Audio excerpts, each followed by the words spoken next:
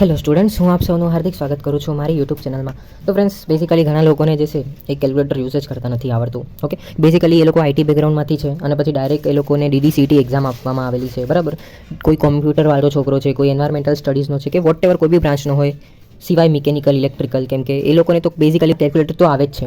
Okay, કોઈ એવો student છે જેમને કન્ફ્યુઝન છે કે યાર કેલ્ક્યુલેટર બેઝિકલી કયું આપણને યુઝ કરવાનું, ઓકે, જ્યારે DDCTની એક્ઝામ હોય ત્યારે, તો ડોન્ટ વરી, મેં એના રિલેટેડ એક વિડીયો બનાવ્યો છે.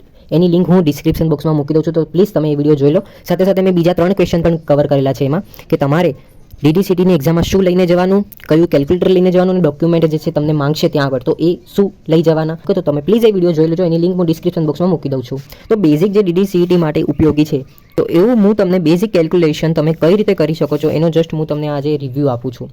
તો સિમ્પલ, તમને ખબર છે કે ભાઈ ઓન કઈ રીતે કરવાનું કેલ્ક્યુલેટર. અહીંયા ઓનનું ઓપ્શન આપેલું છે, રાઈટ. અહીંયા જે છે ઓનનું ઓપ્શન આપેલું છે, તો એ હું દબાઈશ એટલે ઓન થઈ ગયું. ઓકે, સૌથી પહેલાં ને તમારે શું કરવાનું, આ જે કેલ્ક્યુલેટર છે એને રીસેટ કરવાનું. હવે ક્વેશ્ચન છે કઈ રીતે રીસેટ કરવાનું, તો અહીંયા જુઓ, આ યલો જે સિરીઝ તમને ઉપર બતાવેલી છે, અહીંયા શિફ્ટથી યલોનું ઇન્ડિકેશન એવું બતાવે છે કે અહીંયા ઉપર તમને જેટલા બી યલો તમને દેખાય છે, તો એનું તમે એક્સેસ લઈ શકશો. ઓકે, તો બેઝિકલી જો હું અહીંયા શિફ્ટ દબાવું છું, ઓકે, પછી અહીંયા જુઓ CLR છે. ઓકે, તો મેં શિફ્ટ દબાવ્યું ને પછી CLR ઉપર ક્લિક કર્યું.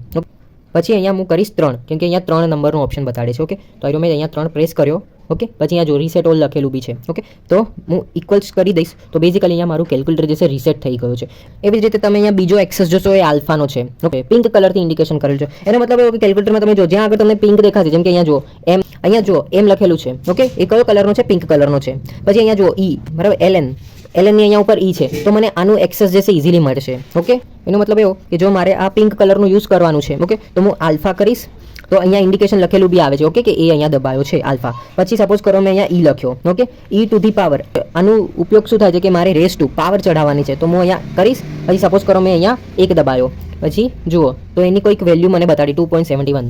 Got it. બેઝિકલી ફ્રેન્ડ્સ, આમાં એક બીજો પોઈન્ટ એવો છે કે મારે ડિસ્પ્લેમાં કંઈક સેટિંગ કરવાનું છે. એટલે કે અહીંયા તમે જો આછી થોડી ડિસ્પ્લે તમને દેખાય છે. ઓકે, તો એની માટે હું શું કરીશ, અહીંયા આલ્ફા છે, જે આલ્ફા ઉપર મેં ક્લિક કર્યું અને પછી મોડ ઉપર ક્લિક કર્યું.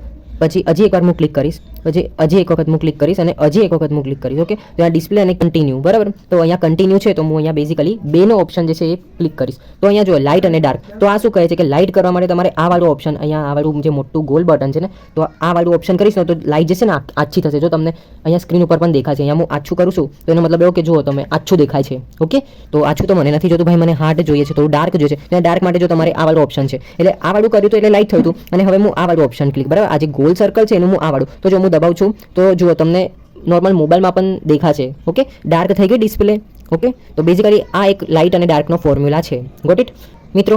હવે બેક ટુ અવર પોઈન્ટ, કે જે આગળ એક્ઝામમાં બહુ ઇમ્પોર્ટન્ટ હશે, તો જે તમને ખબર છે કે ભાઈ કોઈનો સરવાળો, બાદબાકી, ગુણાકાર, ભાગાકાર કઈ રીતે કરવાનો, એ બેઝિકલી અહીંયાથી થશે. ઓકે, ઇન કેસ સપોઝ કરો મિત્રો, તમને કોઈ એક વેલ્યુ આપેલી છે 1000 ગુણ્યા 1000.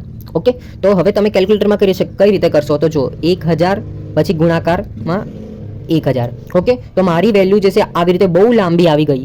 ઓકે, પણ મને આન્સરમાં જે છે આવી કોઈ વેલ્યુ નથી. આની વેલ્યુ મને કંઈક આવી રીતે ફોર્મમાં જોવી હોય, બરાબર, 10⁶. તો મને આમાં કેલ્ક્યુલેટરમાં શું કરવાનું, અહીંયા ENGનું મોડ છે. ઓકે, તો હું કંઈ નહીં કરીશ, અહીંયા ENGના મોડ ઉપર ક્લિક કરી દઈશ. ઓકે, એટલે કે મારું 10⁶ છે. એનો મતલબ શું થયો કે 1 ગુણ્યા 10⁶. એનો મતલબ એ જ થાય કે 10⁻1, કેમ કે 10 ગુણ્યા 1 કરો તો શું થશે 10, અને એની ⁻6, એટલે ડરવાની કંઈ જરૂર નથી. બરાબર. ઇન કેસ સપોઝ કરો કે મારે માઇનસમાં વેલ્યુ જોતી છે. ઓકે, તો એનો મતલબ એવો કે મેં સપોઝ કરો મેં કર્યું 1/10,000 કર્યું, બરોબર. તો હું અહીંયા કરીશ 1 એના ભાગ્યા 10,000, એટલે કે 10,000. પછી હું ઇક્વલ્સ ટુ કરું છું, તો મારી વેલ્યુ શું આવી, 1⁻⁻4. એનો મતલબ એવો કે ભાઈ 10⁻⁻4. Got it. તો આને કેલ્ક્યુલેટરના ફોર્મમાં એ લોકોએ 1 ગુણ્યા 10⁻⁻4 લખ્યું છે. ઓકે, અહીંયા તમે જોઈ શકો છો શું લખ્યું છે, અહીંયા જો 1 ગુણ્યા 10⁻⁻4. Got it. સો હવે આપણે થોડું એવું ત્રિગોનોમેટ્રીમાં આવી જઈએ, જ્યાં આગળ બધાને સાઇન અને કોસની વેલ્યુ ફાઇન્ડ આઉટ કરવાની આવે છે. ઓકે, તો બેઝિકલી મિત્રો આમાં જો તમને કોઈ વેલ્યુ પરફેક્ટ જોતી હોય તો એ નહીં મળે. હવે ક્વેશ્ચન હશે શું, એટલે સમજ્યો નહીં હું. તો જો હવે કોઈક જગ્યા ઉપર તમને કીધું કે sin 30, બરાબર, તો sin 30 બેઝિકલી આપણને ખબર છે શું 1/2 થાય છે sin 30, બરાબર. પણ અહીંયા મારે sin 30 લખીને હું અગર એન્ટર કરું છું તો મારી વેલ્યુ શું આવી 0.5. તો આવા ઇન્ડિકેશન જે છે તમને π/2 ના ફોર્મમાં નહીં આપે. પણ જો તમને કોઈ એવી વેલ્યુ કીધી હોય અને તમે કન્ફ્યુઝન થઈ જાઓ કે ભાઈ માને સાઇન 0 ની વેલ્યુ શું છે મને ખબર નહીં, હું ભૂલી ગયો 1 આવે કે 0 આવે, તો એવા કેસમાં તમે શું કરવાનું, સાઇન, અહીંયા જો સાઇનનું ઓપ્શન છે જ, સાઇન પછી મેં અહીંયા કરી દીધું 0. ઓકે, સોરી, અહીંયા કરી દીધું સાઇન 0. તો સિમ્પલ હું અગર ઇક્વલનું કરું છું તો 0 વેલ્યુ આવી ગઈ. ઓકે, એવી રીતે હું અગર કોસ 0 કરીશ તો એની વેલ્યુ આવી ગઈ 1. ઓકે, પછી હવે કોઈ એવો છે કે જેને tan ઇન્વર્સ જોતું છે, આવું tan ઇન્વર્સ જોતું છે. ઓકે, તમે અહીંયા જોઈ શકો છો tan ઇન્વર્સ યલોમાં છે. તો જેમ મેં તમને કીધું હતું કે શિફ્ટ દબાવવાનું એટલે અહીંયા S નું ઇન્ડિકેશન આવી ગયું, પછી અહીંયા tan કરીશ તો મારું બેઝિકલી tan ઇન્વર્સ થઈ ગયું. આપણને શું ફાઇન્ડ આઉટ કરવાનું હતું, tan ઇન્વર્સ. ચલો, મારે tan ઇન્વર્સ 1 ફાઇન્ડ આઉટ કરવાનું છે. તો બેઝિકલી હું શું કરીશ, tan ઇન્વર્સ તો થઈ ગયું, બસ હવે હું 1 દબાઈશ અને પછી આપણું ઇક્વલ્સ ટુ, તો મને જે છે 45 ડિગ્રી મળી ગયું. કોઈ એવો છે કે જેને tan ઇન્વર્સ 0 જોતું છે, tan ઇન્વર્સ 0, તો શું આવશે, તો જુઓ અગેન એવું જ કરીશ હું, શિફ્ટ અને પછી tan, તો tan ઇન્વર્સ આવી ગયું. શું જોતું હતું મારે 0, તો 0 પછી એન્ટર, તો શું આવી ગયું 0 ડિગ્રી આવી ગયું. મારું tan ઇન્વર્સ 0 શું આવ્યો, 0 ડિગ્રી. હવે ના ફ્રેન્ડ્સ, એક મારી જોડે એક બુક છે ત્રિકોણમિતિના રિલેટેડ, તો એમાં જો અહીંયા tan જે છે 90 ડિગ્રી ઉપર અહીંયા ઇન્ફિનિટિવ બતાડે છે. ઓકે, તો હવે આનું મારે કેલ્ક્યુલેટરમાં કરવું છે તો હું શું કરું, તો જુઓ મિત્રો, tan આવી રહ્યું આપણું. ઓકે, તો બેઝિકલી હું અહીંયા tan દબાયું, કેટલા ડિગ્રી હતા, 90 ડિગ્રી, તો 90 લખી દીધું. પછી અગર હું અહીંયા એન્ટર કરું છું એનો મતલબ એવું કે ઇક્વલ્સ ટુ હું દબાવું છું તો અહીંયા મેથ એરર બતાવે છે. તો મિત્રો ક્યારે બી અગર આવું બતાડે ને તો તમારે એ કન્સિડર કરવાનું કે એનો આન્સર જે છે મારો છે ઇન્ફિનિટિવ. ઓકે, હવે ઇન્ફિનિટિવ જે છે આવા કેસમાં પણ આવી શકે. અને બીજું લોગ, જ્યારે હું લઉં, લોગ આવી રહ્યું જુઓ અહીંયા LOG લોગ લખ્યું છે. ઓકે, તો લોગ 0 અગર હું કરું છું તો લોગ 0 ની વેલ્યુ આપણને ખબર જ છે શું આવે છે, ઇન્ફિનિટિવ. પણ આ કેલ્ક્યુલેટર ભાઈને નથી ખબર કે ભાઈ લોગ 0 જે છે એ ઇન્ફિનિટિવ આવે. ધેટ્સ વાય આ ભાઈ મેથ એરર તમને બતાડી દેશે. આના ઉપરથી આપણે બીજા પોઈન્ટ ઉપર આવી જઈએ કે મારે લોગ ફાઇન્ડ આઉટ કરવો હોય તો મારે શું કરવાનું, તો જો હું લોગ ઉપર ક્લિક કરું છું એટલે લોગ અહીંયા ઇન્ડિકેશન થઈ ગયું. ઓકે, લોગ મારે સપોઝ કરો 1 કરવાનું છે, પછી હું કરીશ એન્ટર. ઓકે, પછી હું કરીશ એન્ટર તો મને શું બતાડ્યું 0. તો લોગ 1 ની વેલ્યુ આપણને ખબર જ છે 0 જ થાય છે. ધેટ્સ વાય કેલ્ક્યુલેટરમાં 0 બતાડે છે. હવે મિત્રો સપોઝ કરો કે તમને કોઈ ઇક્વેશનમાં એવું પૂછ્યું હોય 1 ગુણ્યા 2 ગુણ્યા 3 ગુણ્યા 4 ગુણ્યા 5. ઓકે, તો આવા કેસમાં શું તમે with the help of calculator આવું 1 ઇન્ટુ 2 2 ગુણ્યા 3 ગુણ્યા 4 એવું કરશો તો ઓબ્વિયસલી એવું ન કરાય. તો એવા કેસમાં હું આમાં શું કરી શકું, તો મિત્રો એક જાદુ છે મારી જોડે. શું છે કહું તમને, અહીંયા કેટલા સુધી છે, 5 સુધી છે. તો હું શું કરીશ, 5 લખી દીધું. પછી અહીંયા જુઓ, અહીંયા ફેક્ટોરિયલનો નિશાનો છે. જો અહીંયા x જે છે ફેક્ટોરિયલમાં છે. ઓકે, ફેક્ટોરિયલ એનો મતલબ એવો x આવી રીતે લખ્યું છે. ઓકે, તો હું શું કરીશ, આ 5 છે પછી અહીંયા શિફ્ટ કરીશ એટલે પીળાનું ઇન્ડિકેશન થઈ જશે. પછી અગેન હું અહીંયા જુઓ આવી ગયો, પછી એન્ટર, તો મારે શું આવ્યું, 120 આવી ગયો. એનો મતલબ એવો કે જો તમે આની વેલ્યુ કરશો ને કેલ્ક્યુલેટરમાં 1 ઇન્ટુ 2 ઇન્ટુ 3 ઇન્ટુ 4 ઇન્ટુ 5, તો બેઝિકલી આનો આન્સર શું થઈ ગયો, 120. તો મિત્રો આટલી લંબી ગણતરી તમારે કરવાની જરૂર નથી, આટલો બધો સમય વેસ્ટ કરવાની જરૂર નથી. બેઝિકલી તમને કરી દેવાનું કે ભાઈ 5 ફેક્ટોરિયલ એન્ટર, તો 120 મળી ગયો. કોઈ સપોઝ છે કે 10નું ફેક્ટોરિયલ તમને માંગ્યું હોય તો 10 પછી શિફ્ટ પછી આવી રીતે એન્ટર, તો તમને 10નું ફેક્ટોરિયલ મળી જાય. કોઈ એવું કે મારે 20નું ફેક્ટોરિયલ જોતું છે તો 20નું ફેક્ટોરિયલ બી તમને આવી રીતે આપી દે. અગેન હું તમને એક વસ્તુ કહું કે ઇન કેસ કોઈ એવી વેલ્યુ તમને આપેલી હોય કે 1/2.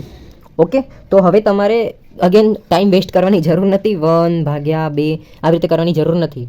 તમારે શું કરવાનું આવા કેસમાં, નીચે કઈ વેલ્યુ આપેલી છે, 2 ની વેલ્યુ આપેલી છે, તો હું અહીંયા આપીશ 2 અને પછી આ વાળું જુઓ આપણે અહીંયા શિફ્ટ એન્ટર દબાઈને આ વાળું ફેક્ટોરિયલ વાળું કર્યું હતું ને, પણ હવે શિફ્ટ દબાવવાની જરૂર નથી. ડાયરેક્ટ હું આના ઉપર ક્લિક કરીશ એટલે 2 ઇન્વર્સ થઈ ગયું, બરાબર કરીશ તો 0.5.